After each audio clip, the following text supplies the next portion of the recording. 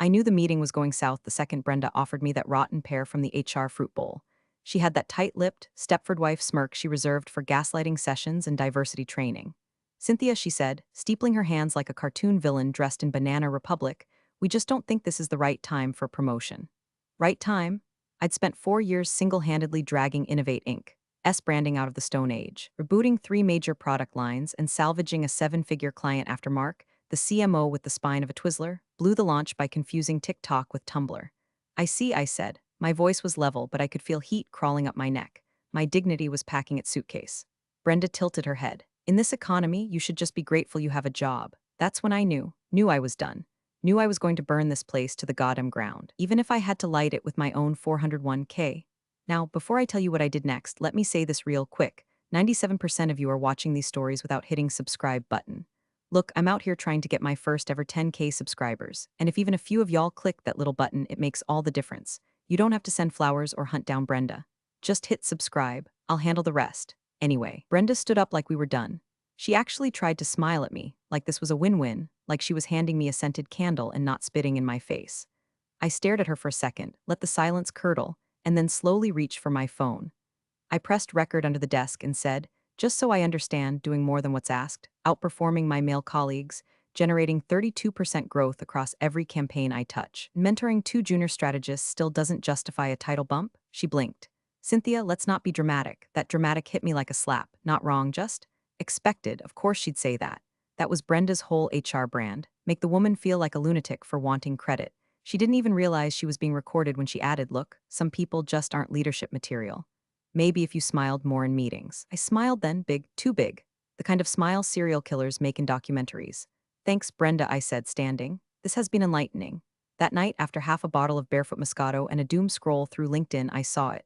A vague listing from Apex Dynamics, Senior Strategy Director, Confidential Search, Competitive Compensation, must understand market disruption.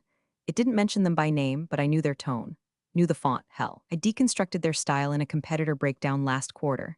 I clicked apply without thinking. No cover letter. Just uploaded my portfolio and added a line, ask your board if they're ready to win the war. It was impulsive. Possibly career suicide. Definitely reckless. But for the first time in weeks, I didn't feel like a ghost haunting Innovate's open plan office. I felt awake, charged, like someone had handed me a match and finally pointed me at the gas leak. By midnight, I had a calendar invite for a confidential screening interview with Apex's Executive Strategy Division. 20 minutes after that, I got an auto reply that said, Miss Sterling is looking forward to speaking with you directly. Miss Sterling. If Brenda was a box of expired vanilla pudding, Miss Sterling was a straight razor dipped in gold. I'd read about her. Apex's iron-fisted CEO with a penchant for calculated aggression and tailored suits that probably cost more than my salary. I stared at that email and felt my stomach twist. Because I knew then, this wasn't a new beginning. It was a war declaration, and I had just volunteered to be the first missile. The first 2 interviews were formalities, though nobody called them that. A polite brand officer named Greg asked me about cross-channel synergy like it meant something. A younger woman with a name like Fallen or Fern walked me through Apex's org chart, stopping every few seconds to highlight non-traditional value creators. Translation: Apex like sharks, quiet ones, the kind that knew how to smile while circling blood. But everything changed in interview 3. It was 7:02 p.m. on a Thursday when I walked into the private elevator at Apex's downtown headquarters. The receptionist didn't speak, just handed me a visitor badge and pushed PH. I'd read enough corporate thrillers to know that penthouse meetings weren't for onboarding.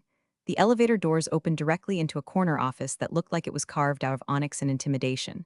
Floor-to-ceiling windows, art that probably cost more than my apartment, a single chair across from a desk bigger than my old cubicle, and behind that desk, Miss Sterling. If confidence could be weaponized, she'd be a ballistic missile. Her suit was charcoal gray armor. Her heels didn't click, they announced. No jewelry, no notes, just a stare that stripped me bare in 3 seconds flat. Cynthia, she said, motioning to the seat across from her. Tell me what's wrong with Innovate Inc. No hello, no resume talk, just that. I hesitated, you mean? From a marketing standpoint? She didn't blink. I mean from a viability standpoint. Sell me on why they're weak. I exhaled slowly. My gut said run. My ego said, finally, they've got legacy bloat. Too many mid-tier managers protecting fiefdoms. Their content pipeline is a graveyard of recycled pitches. Their CEO hasn't had a new idea since 2014, and their internal messaging is a masterclass in empty buzzwords. Sterling smiled faintly. Go on. I did. God help me, I did. I told her how Innovate cannibalized its own progress, how Brenda from HR shut down ideas if they came from the wrong mouth, how Mark couldn't close a deal without a golf cart and a Xanax. I talked for 30 minutes straight, peeling the company like an onion soaked in regret. When I finally stopped, she said, "We don't just want to beat them, Cynthia." She leaned in. "We want to become them, and then replace them from the inside out." My pulse kicked. I felt like I was watching a chessboard assemble in real time, and I was being offered queen.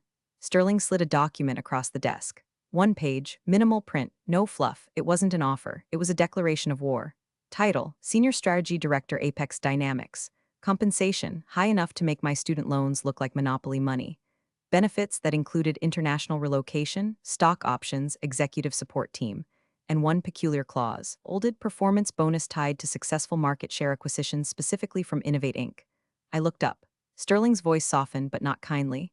"We know about the Dream Launch campaign, the over-budget pilot project, the churn numbers. We've seen your fingerprints. What they ignored in you, we value. It wasn't flattery. It was fact. You're not being hired to run ads," she said. "You're being hired to end theirs." I should have felt scared.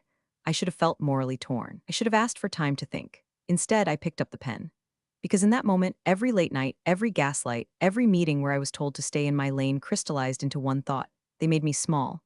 I'm about to make them extinct. My new office was in the far wing of Apex's executive floor, a soundproof box with reinforced glass, its own air system, and a biometric lock that required both a thumbprint and a voice ID. It wasn't an office. It was a war bunker dressed in minimalist Scandinavian furniture. No nameplate on the door, no welcome basket, just a tablet waiting on the desk, already loaded with a single file, Operation Iron Hand. I opened it, expecting orientation modules. Instead, I got a strategic kill list.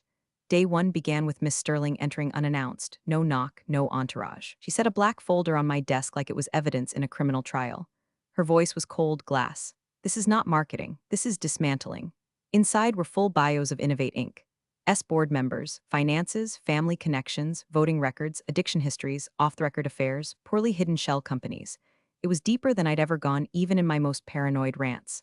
Stuff you don't get from LinkedIn or investor calls. One had been building this dossier for months, maybe years. "They've been sick for a long time," Sterling said. "We're just accelerating the expiration date." I flipped through the pages, stunned. One board member was quietly draining the company via a third-party contractor she co-owned with her brother. Another had made a donation to a controversial PAC that would turn Innovate's largest client's stomach. One, I realized with a sinking feeling, had once propositioned an intern in an email chain I thought had been deleted years ago. I swallowed. "You've had this?" "How long?" Sterling just raised an eyebrow. "Long enough. But we needed you to turn it from information into impact." That's when I understood. I wasn't the weapon, I was the trigger. I looked at the whiteboard behind me. Blank, pristine, too clean. So I grabbed a dry erase marker and wrote the first word of my new life in huge, angry letters: leverage. By noon, I was introduced to my team. 3 people, all killers in their own right. Felix, a cybersecurity savant with a British accent sharp enough to cut glass. Naomi, a forensic accountant with dead eyes and a sarcasm problem. And Rob, a brand strategist who used to work at Innovate before quitting in what he described as a mutual decision involving a fire alarm, 2 margaritas, and a resignation letter taped to Brenda's keyboard. I liked them instantly. Felix handed me a tablet showing Innovate's internal servers. "We already have passive access to their intranet. No right privileges, just eyes, for now." Naomi followed up. "We're tracking cash flow on that Dream Launch project. It's bleeding money like a hemophiliac on a trampoline." Sterling reappeared later that afternoon for the mission briefing. Standing at the head of the conference table, he outlined the objective like a general dispatching troops. "Your role," she said, fixing her gaze on me, "is to create instability. Make them question their direction. Undermine trust between departments. Seed doubt among investors. When we bid, they won't resist, they'll beg." She tapped a button and the screen behind her showed a graph. Apex's current valuation next to Innovate's.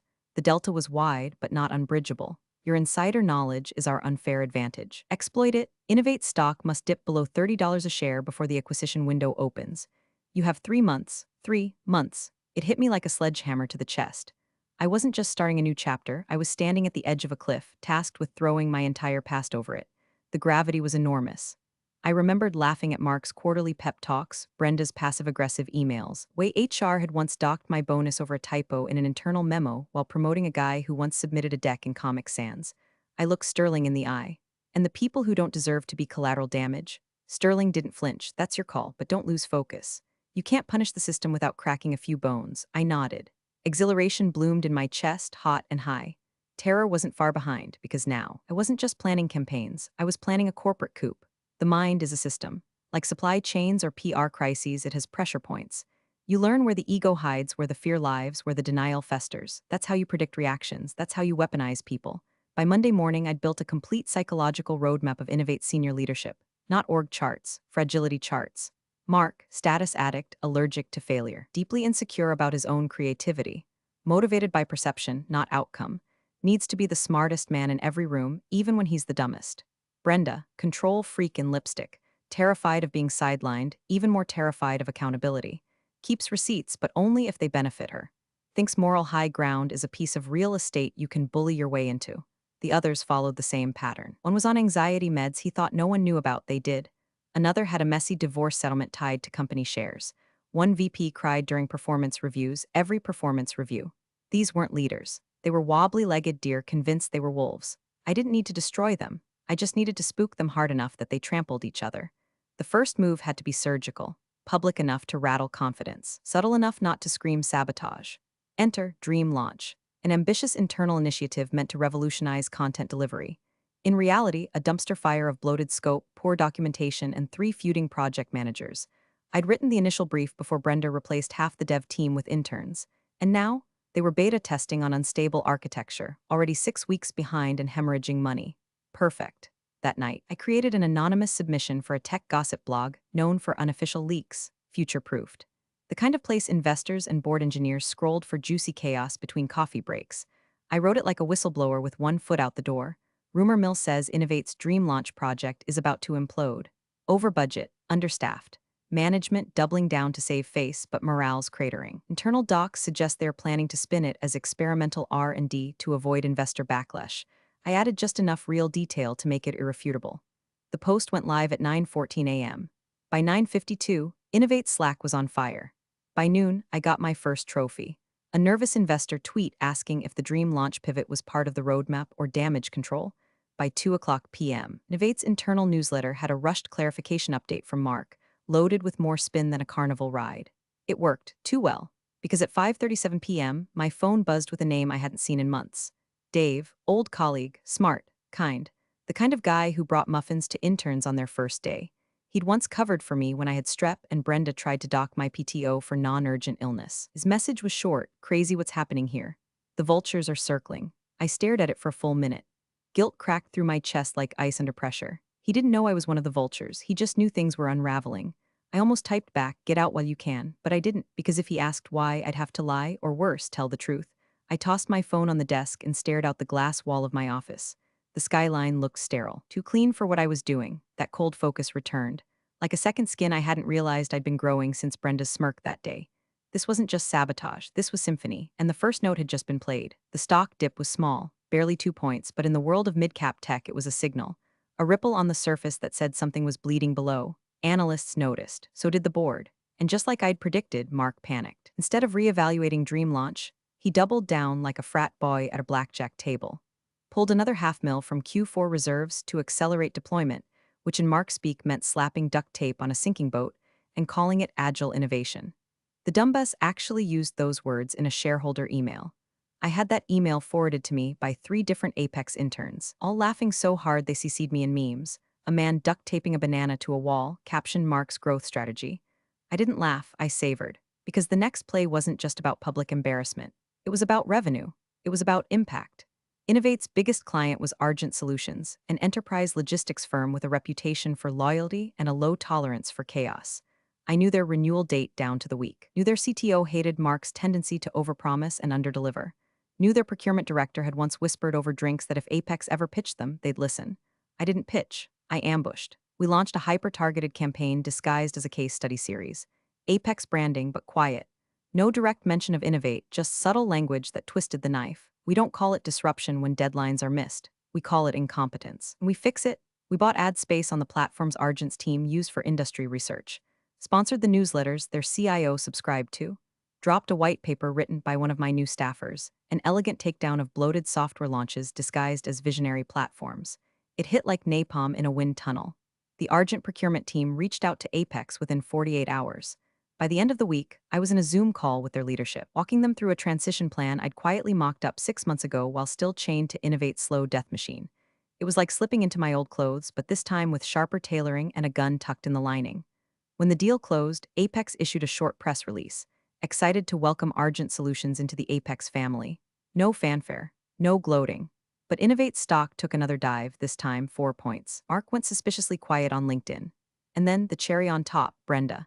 At 9:13 a.m. the next Monday, Innovate employees received a company-wide email from her desk titled, "A Note on Integrity." She opened with the phrase "challenging times," followed it up with a meandering lecture about loyalty in leadership, anonymous threats to stability, and my personal favorite, rising above temptation for short-term gain. I read the whole thing twice, and I opened the recording on my phone, the one from our last HR meeting. "You should just be grateful you have a job." God, the irony practically dripped off the screen. She turned herself into a martyr, the brave paladin guarding corporate virtue from the traitor in our midst. As if she hadn't protected creeps, slashed bonuses, and shoved women out of promotions like it was pillates. The email didn't anger me, it energized me, because now I wasn't just hurting a company. I was dismantling a mythology, and watching the high priests flail as their temple burned, delicious.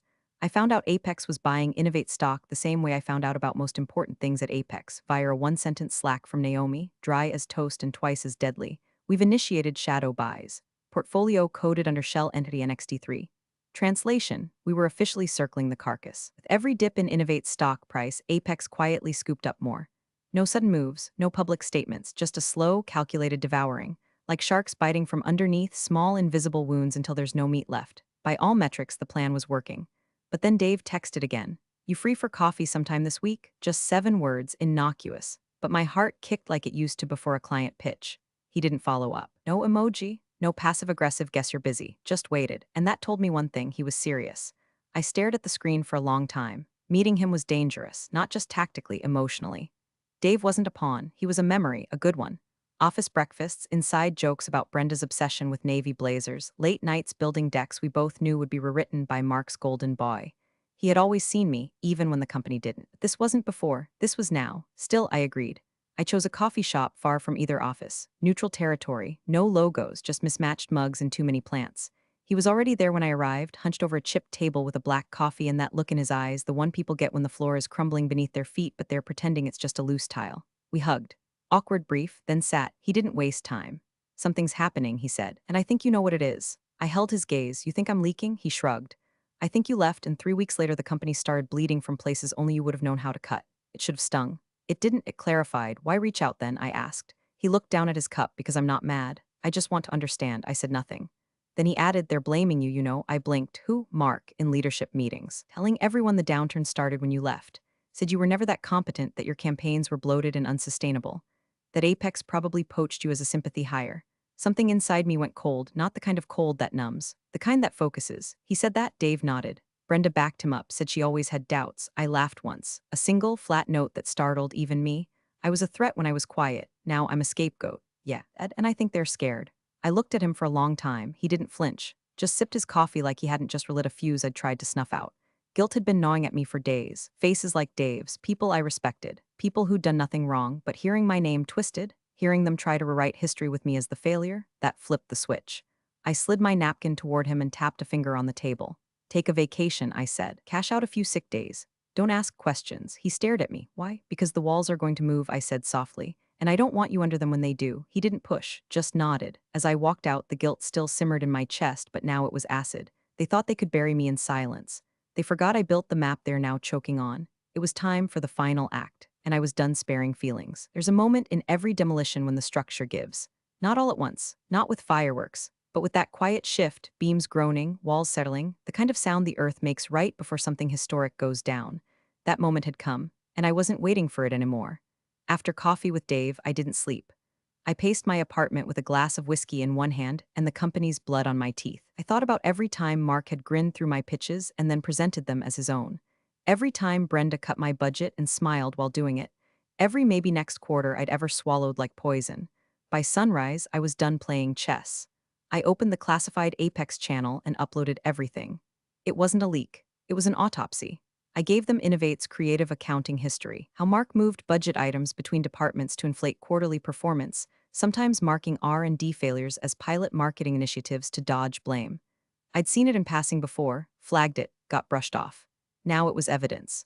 Then I dropped the nuclear core, a 2019 HR complaint against a VP who cornered a junior analyst at an offsite. a complaint that quietly disappeared after Brenda handled it internally. I'd seen the email chain, I'd saved it. Everyone had pretended it never happened, but trauma has a half-life. It glows even after the lights go out. Apex's legal team didn't hesitate. Within 72 hours, they went public with a formal hostile takeover bid. The statement hit all the polite notes: market alignment, synergy potential, long-term stability. But between the lines, it was a declaration: we are coming to collect. Innovate's board scrambled. I heard from Naomi that two directors tried to fly back early from a retreat in Napa. One had to cancel a safari. Cry me a river of monogrammed luggage. I watched the panic from my office like a voyeur at the world's most satisfying crime scene. Felix piped their internal Slack into a dummy dashboard, read only, just for us. The meltdown was operatic. One thread had Mark screaming in all caps about corporate espionage. Another had Brenda invoking NDA clauses like prayer beads. Someone tried to float the idea that this could be spun as an opportunity and was immediately ratioed into digital oblivion. Then the investor calls started. Three firms pulled their preferred status. Argent announced they'd lost confidence in Innovate's vision. And the final kick to the ribs, an anonymous source sent a leak to The Verge about the buried HR complaints. It went viral. Brenda's name trended on Twitter next to #complicit Karen. I watched it all unfold with a stillness I didn't recognize in myself. No joy, no gloating, just stillness. Like standing in a forest after a fire, soot in the air, the sound of trees breaking long after the blaze is gone. I had crossed the Rubicon. There was no turning back, no apologies, no negotiations. This wasn't about being heard anymore. This was about being remembered. By the time Sterling walked into my office, her smile was already 10 seconds ahead of her. "You've done well," she said. "They're drowning." I nodded once. "They always thought I'd be the one asking for mercy," I said quietly. She tilted her head. "What now?" I stared out the window, watching Innovate's logo flicker across a news banner on the building across the street, framed perfectly in the glass. "Now," I said. "Now I give them a front row seat to their own extinction." Board's knees were buckling. I could see it in the filings, the whispers, the desperate LinkedIn connections pinging Apex recruiters like flare guns in a storm. Innovate was circling the drain, and someone had finally convinced Mark to stop pretending it was just a clogged pipe. That's how we got the meeting. A closed-door negotiation, scheduled in Apex's top-floor executive suite. Mark and Brenda requested it personally, to explore non-hostile outcomes. That's how cowards phrase surrender. They didn't know I'd be in the room, that was the gift. I spent the night before in a quiet kind of adrenaline, not jittery, focused, like a sniper polishing her final bullet. I replayed our last conversation in my head, Brenda's smug voice telling me to be grateful, Mark's smirk when he said my numbers lacked executive vision. Their expressions had lived in my bones like parasites. But now, I had the scalpel. An hour before the meeting, Sterling stepped into my office with her usual quiet force. No preamble, just a single sentence, make them understand why this was inevitable. She paused at the door. Burn it all down. She didn't say it like a threat. She said it like a benediction. At precisely 10 o'clock a.m., the doors opened, and Mark and Brenda stepped into the lion's den looking like they'd both aged a decade. Mark's tie was crooked. Brenda's makeup was hiding a nervous rash that used to bloom behind her ears whenever a scandal got too close. Miss Sterling stood at the head of the table, sleek and silent. She didn't even offer to shake hands. "Let's begin," she said. "We're here to discuss the terms of Innovate's transition should the board accept our revised acquisition bid." Brenda tried to smile. "We appreciate the willingness to negotiate." Sterling didn't flinch. "This isn't a negotiation." And then she turned to me. "Cynthia, why don't you walk them through the transition structure?" The moment hit like thunder in a glass room. Mark's head snapped toward me so hard I heard his neck pop. Brenda's eyes widened just for a second before her expression defaulted to corporate blankness. I took my time opening the folder. Let them sit in it. Let the silence stretch. Then I began. I outlined the leadership dissolutions, the asset consolidations, departmental purges. I spoke clearly with just enough edge to make them understand this wasn't theoretical. It was done. Mark tried to interrupt, asked about continuity assurances. I didn't look up. There will be continuity, just not for you. Brenda leaned forward, desperation cracking through. "I think we can all agree that loyalty," I cut her off. I reached into my bag, pulled out a phone, and tapped play. Her voice, from all those months ago, poured into the room like poison. "In this economy, you should just be grateful you have a job." Silence. Mark blinked like a man who just realized the punchline was about him. Brenda froze, the same way she used to when someone asked about ethics in front of interns. I leaned back in my chair and folded my hands. "You told me I wasn't leadership material," I said. "You were right. I wasn't built to manage your rot. I was built to tear it down." Sterling stood. "Effective immediately, Apex will assume all governance operations. All existing executive roles at Innovate Inc. will be eliminated as part of the integration." Mark opened his mouth again, closed it. Brenda looked down, blinking hard. I stood, packed my folder, turned to leave, then paused, looked over my shoulder. "Consider this my letter of gratitude," I said, voice steady. "You taught me what I was worth." And I walked out, leaving them in the ruins they built, lit by the fire they handed me. The walk to the boardroom felt longer than it was. Not because of nerves, those were gone. Burned out somewhere between the strategic asset map and the final HR scandal, I detonated like a birthday candle on Brenda's career. No, this walk was different. It was heavy with finality, with knowing there wouldn't be another round. No more schemes, no more vengeance to plan. Just the reckoning. Miss Sterling walked beside me, all composed precision and silent power. No small talk, just the quiet click of heels across the polished marble that had once seemed too expensive for someone like me to walk on without permission. The double doors opened. Mark and Brenda were already seated. When they saw me, I didn't need to speak. Their faces said it all. Brenda froze, her mouth twitching like she couldn't decide whether to scowl or smile. Mark went pale, paler than I'd ever seen him. His collar was soaked with sweat before I sat down. Sterling didn't bother with pleasantries. "We're here to formalize the acquisition structure," she said. Brenda jumped in, voice brittle with forced optimism. "We'd love to ensure this is a smooth transition. Obviously, we have valuable insights to offer." I slid a folder across the table. "Your insights are already cataloged, color-coded, and rendered obsolete." Mark narrowed his eyes. "So you're leading this." He said it like it was a personal insult. Like he still couldn't fathom the math where I ended up on the side of the table, and he was a line item in a redundancy report. "Yes," I said simply. "I am," and then I began. I pulled no punches, laid out the asset consolidation timeline, the termination packages, the legal exposure from the buried complaints, every one of them now fully documented and gift-wrapped for Apex's compliance team. Every question Mark raised, I answered with brutal accuracy. Every time Brenda tried to pivot, I shut her down with exact timestamps and receipts. They weren't in a negotiation, they were in a courtroom, and I was the prosecution. Brenda, cornered and visibly unraveling, made one last desperate play. She leaned forward, her tone suddenly warm. "Cynthia, I always tried to support you. This company meant something to all of us. Don't you think, on some level, you owe it that loyalty?" I didn't speak. I just pulled out my phone, hit play. "In this economy, you should just be grateful you have a job." Her own voice filled the room again, jagged and sharp and damning. Mark stared at the table like it might split open and swallow him whole. I let the silence hang there like smoke after a gunshot. Then I stood. "You told me to be grateful," I said, "so here it is." I walked to the end of the table, looked Brenda in the eye. "Consider this my letter of gratitude. You taught me what I was worth." I turned without another word. Sterling followed. The door closed behind us with a sound that felt less like an ending and more like a verdict. As we walked away, I didn't feel joy. I felt stillness. Like the world had finally caught up with me and fallen silent. Justice wasn't loud, it was complete. You're the real MVPs of the office jungle. Thanks for watching. Smash that subscribe button, or the coffee pot might just forget your next brew.